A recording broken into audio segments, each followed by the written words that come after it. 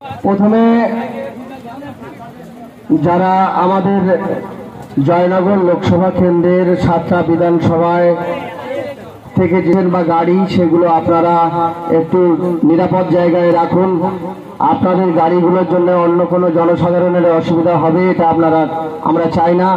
আমরা আইনকে মান্যতা দিই, মানুষকে সম্মান দিই, এমন কোনো কাজ অপ্রীতিকর আমরা করব না যাতে জনসাধারণের অসুবিধা হয়।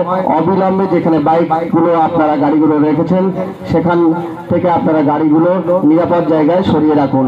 আর এখানে যারা ভলেন্টিয়ারের দায়িত্ব আছে এই কর্মী সভায়, এই ক্যানিং পশ্চিমের যে সমস্ত ভাই আমার লড়াকু সৈনিক আইএসএফ এর যারা আছে তাদেরকেও বলছি যে রশিদ ভাই আছে, ইদ্রিস ভাই এবং এই ক্যানিং পশ্চিমের যারা দায়িত্বে আছেন বিভিন্ন তাদের উদ্দেশ্যে বলছি আপনারা পরিষেবাটা সঠিকভাবে দিন।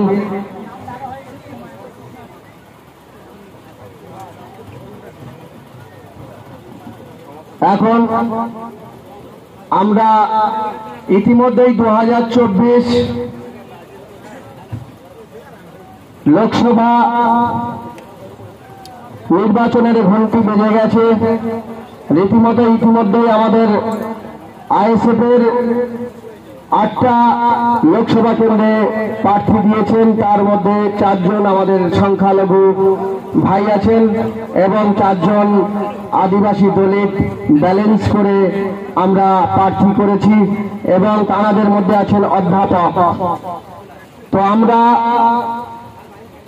এই সমস্ত আমাদের যারা ক্যান্ডিডেট আছেন 2024 লোকসভা কেন্দ্রের, তাদের মধ্যে জয়নগর কেন্দ্রের 2024 আইএসএফ মনোনীত প্রার্থী মেঘনাথ হালদার মহাশয় আমাদের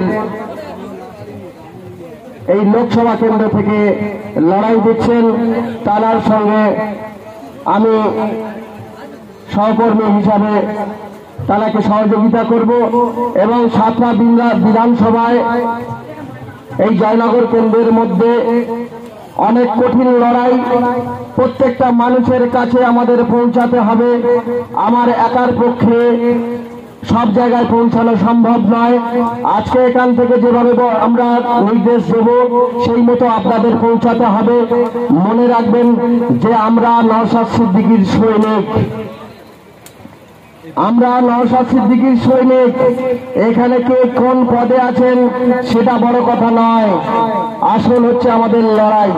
বর্তমান আমরা দেখতে পাচ্ছি যে 1947 সালের 15ই আগস্ট আমাদের দেশ স্বাধীন হয়েছে। দীর্ঘ 75 বছর পার করেও আমরা আজকের স্বাধীন নই। ভাবতে হবে আমাদের। গত 10 বছর যিনি এই লোকসভা কেন্দ্রের নির্বাচিত এমপি মাননীয়া প্রতিমা মণ্ডল মহাশয়া এই জয়নগর লোকসভা কেন্দ্রের 7টি বিধানসভার মানুষ তাকে আশীর্বাদ করে লোকসভা কেন্দ্রে পাঠিয়েছিল। আপনাদের সবাইকে মাথায় রাখতে হবে এই 10টা বছরে এমন কোনো কাজ উনি আমাদের দেখাতে পারেননি। গরিব, খেটে খাওয়া, মেহনতি, সংখ্যালঘু, আদিবাসী, দলিত বিভিন্ন সম্প্রদায়ের যে কথা একবারও কিন্তু তিনি পার্লামেন্টে বলেনি। এই দক্ষিণ 24 পরগনার মধ্যে গোসবা, বাসন্তী, কুলতলি, জয়নগর 1, জয়নগর 2, মগরাহাট, ক্যানিং পূর্ব পশ্চিম এই যে বিধানসভাগুলো আছে সেই বিধানসভায় যে কি কাজ হয়েছে মাননীয় প্রতিমা মণ্ডল যিনি শাসক দলের এমপি তাকে বলবো যে আপনি কি কাজ করেছেন তার ডিটেলসটা প্রত্যেক বিধানসভা গেটের সামনে আপনারা ঝুলিয়ে দেন। বোঝা যাবে যে আপনি কতটা কাজ করেছেন। আম জনতা জনগণের ট্যাক্সের টাকায় আপনি মাস গেলে প্রায় 1,90,000 টাকা মাইনে নিয়েছেন, কিন্তু একটাও জনসাধারণের কথা আপনি পার্লামেন্টে বলেননি। শুধু এই সুবিধা নয়, আপনি পিউরিফাই জল 4000 লিটার এবং বছরে 34 বার তিনি এরোপ্লেনে যাতায়াতের সুবিধা এবং আনলিমিটেড ফার্স্ট ক্লাস ট্রেনে তিনি যাতায়াতের সুবিধা, 25,000 ইউনিট বিদ্যুৎ তিনি বিনামূল্যে তিনি খরচ করতে পারবেন, বিলাস বহুল গাড়ি সবকিছু ফ্রি। আর আপনার আপামর জনসাধারণের ট্যাক্সের টাকায় আপনি মাইনে পেয়েছেন। তাহলে এতগুলো 7টা বিধানসভায় জয়নগর লোকসভা কেন্দ্রের মানুষের বিশ্বাস আপনি ভঙ্গ করেছেন, একটাও কাজ আপনি দেখাতে পারেননি। তাই আগামী দিনে এই জয়নগর লোকসভা কেন্দ্রের মানুষ খাম চিহ্নে ভোট দিয়ে আপনার উত্তর আপনাকে দিয়ে দেবেন। আপনি কিছুদিন আগে বলেছিলেন যে জয়নগর লোকসভা কেন্দ্রের আইএসএফ দল বলে কিছু নেই, আইএসএফ দল আছে কিনা সেটা সময়ের 1 জুন আসছে। সেই 1 জুনে আমরা আমাদের যারা লড়াকু সৈনিক, যারা আইএসএফ দলটাকে ভালোবাসে, আইএসএফ এর নীতি আদর্শ যারা ভালোবাসে, তারা ভোটাধিকার প্রয়োগ করে গণতান্ত্রিক পদ্ধতি থেকে প্রতিমা মণ্ডলকে উত্তরটা ভোটের মাধ্যমে দিয়ে দেবে। আমাদের সবচেয়ে বড় দায়িত্ব, সামনে যে লোকসভা যে ভোট, সেই ভোট আপনারা দেখেছেন দীর্ঘদিন যে ভোটগুলো হয়েছে। আমরা 2023-এর রক্তক্ষয়ী পঞ্চায়েত দেখেছি, লুট করেছে ভোটের বাক্সগুলো, কিভাবে লুট হয়েছে। অনেক ভোট আমাদের দিতে দেওয়া হয়নি, মিথ্যে কেস দিয়েছে আমাদের আইএসএফ করার জন্য, আইএসএফ কর্মীদের। সেইগুলোকে আমাদের মাথায় রাখতে হবে, আমাদের ভুলে গেলে চলবে না। আর আইএসএফ দল আমরা 1 ইঞ্চি কিন্তু জমি আমরা ছাড়বো না, এই প্রতিজ্ঞাবদ্ধ করতে হবে আমাদের।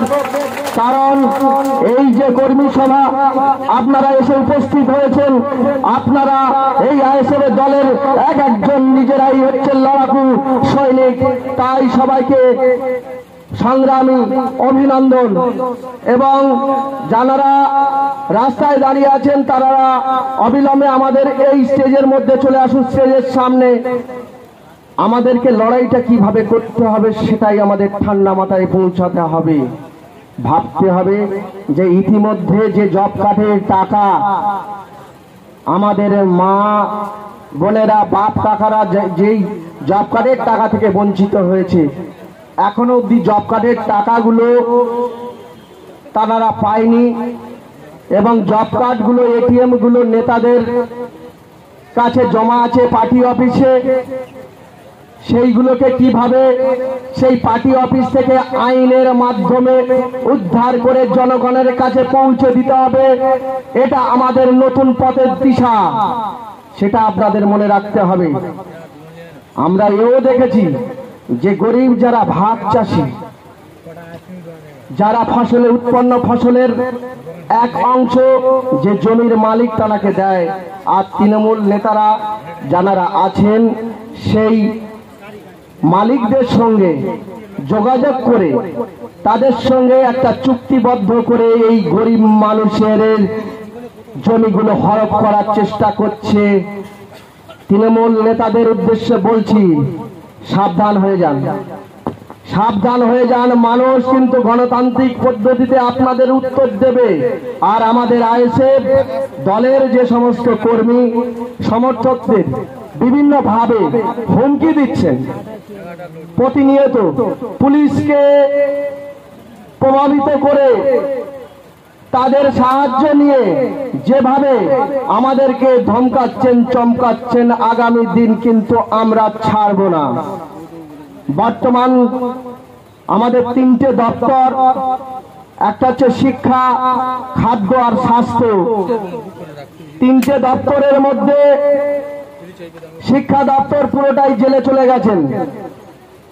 পার্থবাবু তার প্রিয় বান্ধবী অর্পিতাকে নিয়ে অলরেডি জেলে চলে গেছেন।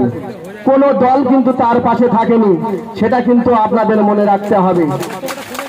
জ্যোতিপ্রিয় মল্লিক খাদ্য দপ্তরে, তিনিও কিন্তু জেলে চলে গেছেন, সেটাও কিন্তু আপনাদের মাথায় রাখতে হবে। সুতরাং আমরা জানি কি, বাঁশের চেয়ে কঞ্চি বড়, আর ধানের চেয়ে খই, আর নেতার থেকে চেলা বড়। সাধারণ মানুষ করবে কি? সাধারণ মানুষ বাঁচবার উপায় নেই।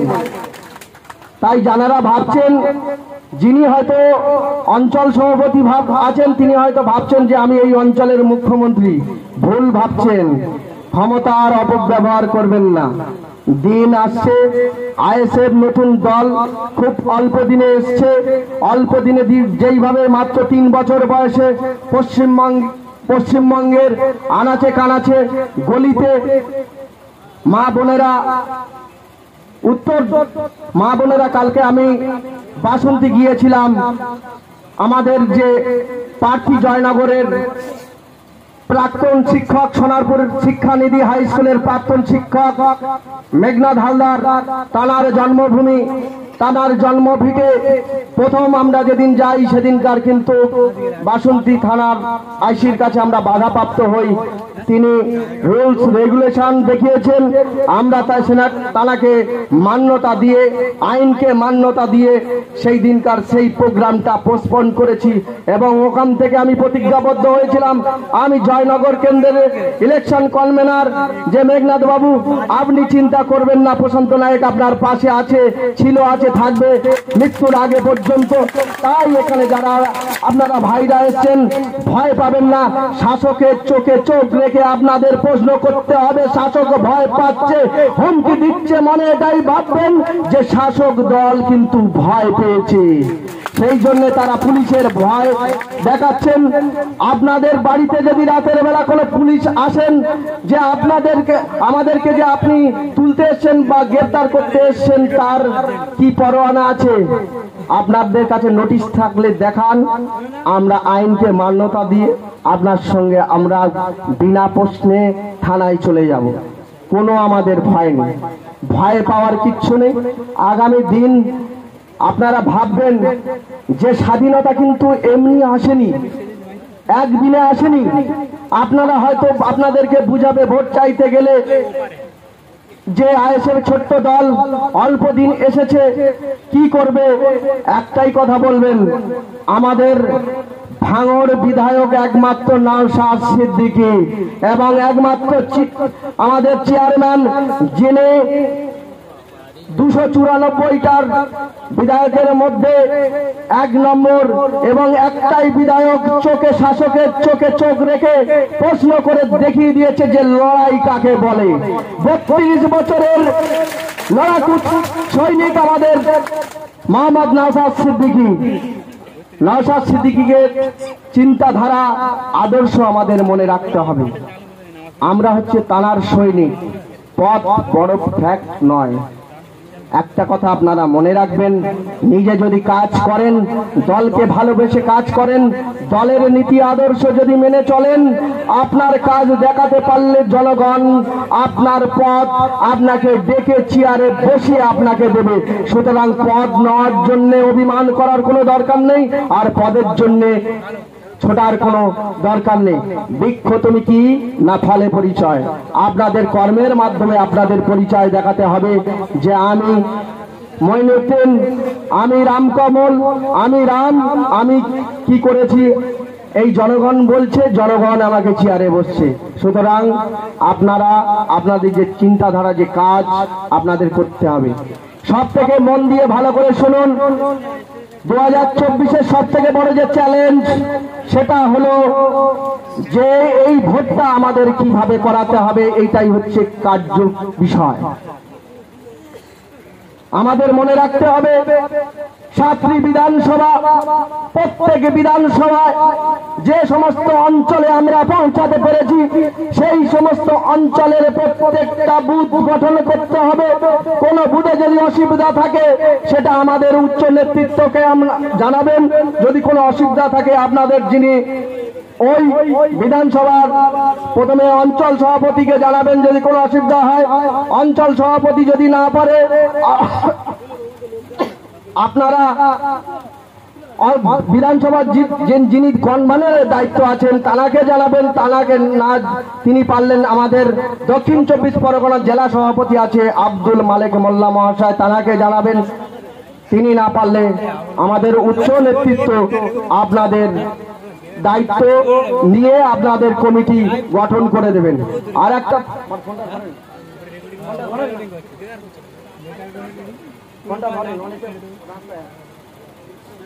হ্যালো, তো যে জায়গায় আসি একটা জিনিস মনে রাখবে যে আমাদের ভোটার সাইলেন্স প্রচুর।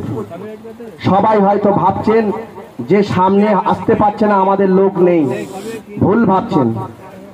কোন প্রভাবশালী ব্যক্তিকে মানুষ ভয় পেতে পারে কিন্তু তাকে শ্রদ্ধা করতে পারে না, তাকে শ্রদ্ধা করে না। প্রভাবশালী ব্যক্তি তার প্রভাবের মাধ্যমে ভয় দেখাতে পারে কিন্তু জনসাধারণের কাছে তিনি কোনোদিন শ্রদ্ধা পায় না, কোনোদিন সম্মান পায় না, এটা মনে রাখবেন। আর যদি মনে করেন যে কোনো ব্যক্তি কথা বলতে ভয় পাচ্ছে, জানবেন সেখানে গণতন্ত্র হত্যা হয়েছে, মানুষের বাক স্বাধীনতা কেড়ে নেওয়া হয়েছে। সুতরাং গণতন্ত্র প্রতিষ্ঠা করতে হবে। আর একটা বিষয় যেটা বিশেষভাবে প্রয়োজন সেটা হচ্ছে প্রত্যেক বুথে আমাদের এজেন্ট বসাতে হবে। এই প্রতিজ্ঞা নিয়ে আমরা এই কর্মী সভা থেকে আমরা যাব। কি এজেন্ট দিতে হবে তো? আওয়াজ পাচ্ছি না। এজেন্ট দিতে হবে প্রত্যেক বুথে। শাসক মস্তানের চোখে চোখ রেখে প্রশ্ন করতে হবে। আমাদের অধিকার আমাদের বুঝে নিতে হবে। মা বোনদেরকে ভোট দিয়ে ভোটের গণতান্ত্রিক অধিকার যাতে আমাদের মা বোনেরা প্রয়োগ করতে পারে, বাপ কাকারা প্রয়োগ করতে পারে, সেটাকে আমাদের দায়িত্ব নিয়ে আইএসএফ যারা লড়াকু সৈনিক আছে তাদের কর্তব্য ভোট যাতে জনসাধারণ শান্তিপূর্ণভাবে দিতে পারে। আপনি হয়তো ভাবছেন যে আমাকে কে দেখবে। একটাই কথা বলি, আপনাদের যদি কোনো ধমকি চমকি কোনো ভয় আসে, আপনাদের যে উচ্চ নেতৃত্ব আছে আপনার বিধানসভায় অঞ্চলে বুথে তারাকে জানাবেন, তারা আমাদেরকে জানাবে। আমরা আইনি পদ্ধতিতে ওই মস্তানের কিভাবে জবাব দিতে হয় সেটা হাইকোর্টে বা সুপ্রিম কোর্টে আমরা ঠিক দিয়ে দেব। কারণ একটা কথা মাথায় রাখতে হবে যে মস্তানি রাজনীতি খুব বেশি দিন চলে না। তার জলজান্ত উদাহরণ আমরা সন্দেশকালী শাহজাহান শেখকে দেখেছি, শিবু হাজরাকে দেখেছি। সেখানকার যারা মা বোনেরা আছে তারা লড়াই কিভাবে করতে হয় সেটা কিন্তু দেখিয়ে দিয়েছে। আমাদের এই জয়নগর কেন্দ্রের সাতটা বিধানসভার মা বোনেরা যারা আছে তারা আজকে ফোনের মাধ্যমে টিভির মাধ্যমে আপনারা দেখতে পাচ্ছেন। আপনাদেরকে সজাগ হতে হবে। আপনার 500 টাকা বা 1000 টাকায় লক্ষ্মীর ভান্ডারে দিচ্ছে, আর রাত 12টার সময় আমাদের সুন্দর যে সমস্ত বাড়ির মেয়ে মারা আছে তাদেরকে ডাক করিয়ে তুলে নিয়ে যাচ্ছে পিঠে বানানোর জন্য। মাথায় রাখতে হবে আপনাদের যে 1000 টাকায় আমাদের বিক্রি হলে হবে না। আপনি 1000 টাকা নিচ্ছেন আর আপনার ঘরের ছেলেটা পরিযায়ী শ্রমিক হয়ে সে বিদেশে যাচ্ছে, মাসের পর মাস বছরের পর বছর কিন্তু তার মুখ দেখতে পাচ্ছেন না। আপনার বাড়ির MA pass, BA pass, BEd করা শিক্ষিত ছেলেটা বেকার হয়ে ঘুরছে, আপনার ঘরে আপনি লক্ষ্মীর ভান্ডার পাচ্ছেন কিন্তু আপনার ছেলের লক্ষ্মী বউ কিন্তু জুটছে না। এটাই আপনাদের মনে রাখতে হবে। সুতরাং যেটা সুযোগ সুবিধা যে সরকারে থাকবে তারা এই ভোটের এই টাকার মাধ্যমে যে আপনাদের কিনে নিতে চাইছে সেটা আপনাদেরকে বুঝতে হবে। আপনারা, আমি জানি যে এই পশ্চিম বাংলার মা বোনেরা অনেক সজাগ, আরো আপনাদের সজাগ হতে হবে। বর্তমানে আমরা কি দেখতে পাচ্ছি যে প্রায় 8000 স্কুল কলেজ, 8000 শিক্ষা প্রতিষ্ঠান, আমাদের স্কুল মাধ্যমিক বন্ধ হয়ে গেছে। 913টা মাধ্যমিক ফ্রি কেন্দ্র, যে সেখানে গিয়ে আমাদের বাড়ির ছেলেমেয়েরা পরীক্ষা দিত 913টা মাধ্যমিক যে পরীক্ষা কেন্দ্র সেটা কিন্তু বন্ধ হয়ে আছে। তাই পুরো বিশ্বকে বদলাতে একমাত্র আমাদের হাতিয়ার হলো শিক্ষা, আর পুরো বিশ্ববাসীকে মূর্খ বানানোর একমাত্র পথ হলো ধর্ম। আমরা ধর্ম নিয়ে রাজনীতি করতে আসিনি, আমরা মানুষের হক, মানুষের অধিকার প্রতিষ্ঠা করতে আসিনি। আমরা ভিক্ষা চাই না, আমরা এই বর্তমান শাসক দলের ভিক্ষা চাই না, আমরা অধিকার চাই।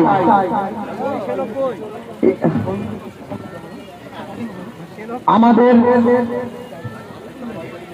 মনে রাখতে হবে যে প্রত্যেক বুথে গিয়ে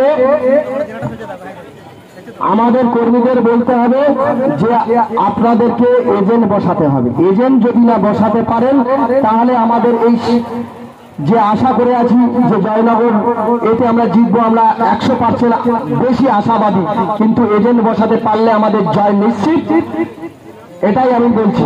আজকে আমাদের মধ্যে বিভিন্ন উচ্চ নেতৃত্বরা এসে উপস্থিত হয়েছে।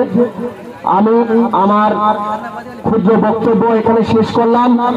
আইএসএফ জিন্দাবাদ, মেঘনাথ হালদার জিন্দাবাদ, নওশাদ সিদ্দিকী জিন্দাবাদ।